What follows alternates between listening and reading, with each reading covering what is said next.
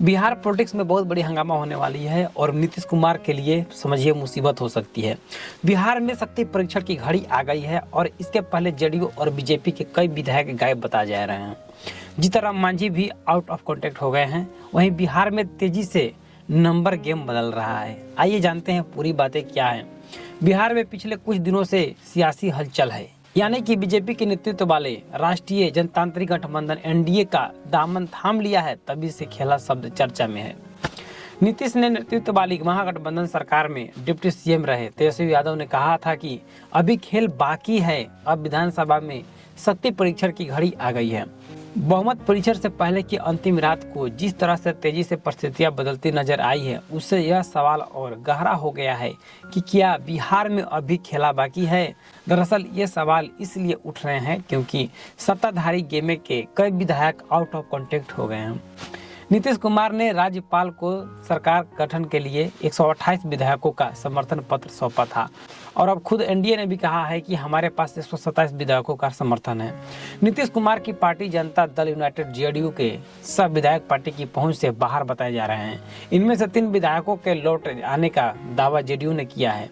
इस विधायक संजीव कुमार को झारखंड से बिहार में प्रवेश करते ही पुलिस ने हिरासत में ले लिया है। वहीं फिलहाल जेडीयू नेताओं का अपने एक विधायक से संपर्क नहीं हो पा रहा है।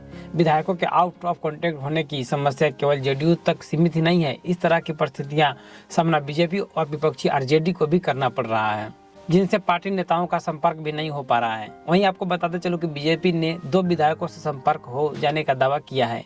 वहीं जेडीयू और बीजेपी विधायकों के आउट ऑफ कॉन्टेक्ट होने के बाद देर रात से हिंदुस्तानी अवाम मोर्चा यानी कि हम पार्टी के प्रमुख मुख्यमंत्री जेडीयू और बीजेपी विधायकों के आउट ऑफ कॉन्टेक्ट हो जाने के बाद देर रात हिंदुस्तानी अवाम मोर्चा यानी कि हम पार्टी के प्रमुख पूर्व मुख्यमंत्री जीतनराम मांझी का फोन भी स्विच ऑफ बता रहा है।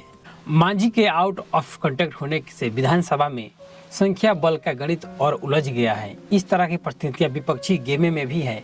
जीतनराम मांझी की पार्टी के 4 विधायक हैं। आरजेडी का भी अपने 2 विधायकों से संपर्क नहीं हो पा रहा है।